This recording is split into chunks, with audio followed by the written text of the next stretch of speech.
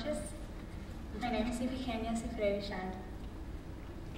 Anyone who visits Montevideo, Uruguay, feels the necessity to do it at some point, at least once, just to get a taste of the place, just to experience sharing a tiny space with all kinds of people he or she will never see again, just to be a part of the city and feel its frantic rhythm, the ups and downs of the rush hour, the heat in the summer, the sweat of sports teams.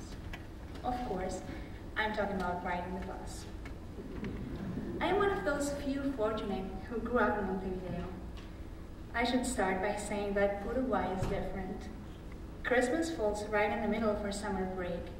Soccer is the official religion. We speak Spanish, and riding a bus is an everyday activity. I could easily give a speech entitled, "What's so great about the bus?" Don't worry, I won't. I just want to tell about one experience I had on the bus that changed my perspective on life. It was July, and it was one of the coldest nights of the winter in Montevideo.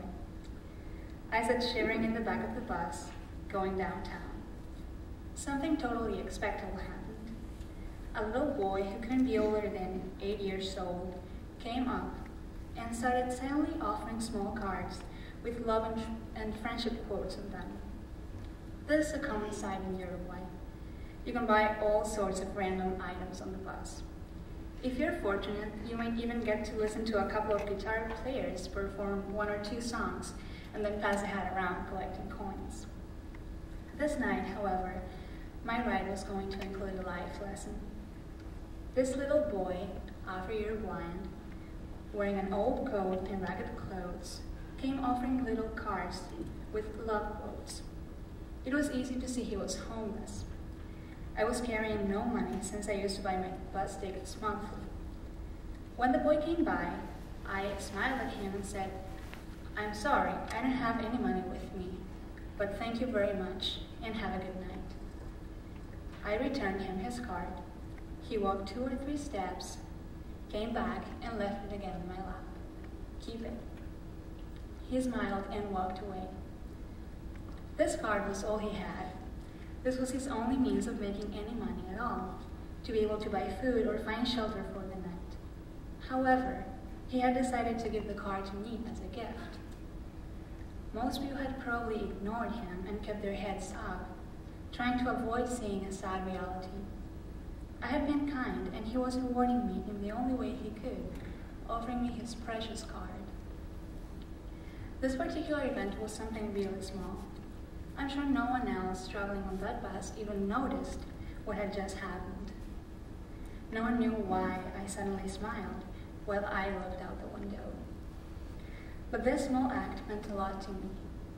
This was a random act of kindness, or as I heard in the movie Evan Almighty, an arc. I'll quote a conversation between God and Evan Baxter from that movie. God says, "How do we change the world?"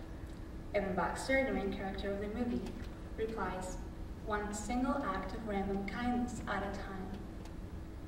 God answers as he writes, A-R-K, one act of random kindness. Arc. This was the first time I actually realized the difference I was making by performing an act of random kindness, or simply expressing love. My nice words had made this little boy actually turn around to offer his silent gratitude to me. I realized love was my arc of salvation. I still think of what salvation means, and the best definition I have been able to come up with is to be better every day and make things better for others. It lines up with the motto of the Christian Science Monitor, to injure no man, but to bless all mankind. This motto has become the purpose of my life. My salvation comes from being the best I can be, and it's my way of changing the world. In the past year and a half at Pren, I've had hundreds of opportunities to see how small acts of kindness, expressions of love, make a great difference in people's lives. To mention just a few, Halsey singing in the bathroom when a tornado threatened to hit the campus, Mr. Byrne taking time off his class to devote respect in our purpose as Christian Scientists. Lots of my teachers staying till way after conference period was over. The smallest things made a difference in my experience. Phone calls too late at night, random post-it notes, or letters from South America from friends I haven't talked to in months.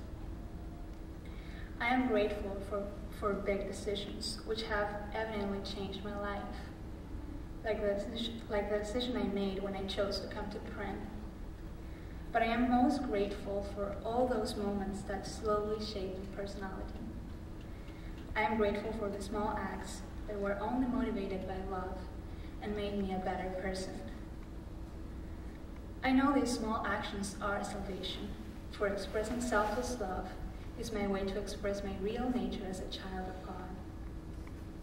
Every time I express selfless love, I am allowing my light to shine. Challenges come all the time, and it is necessary to make our arcs our lifestyle.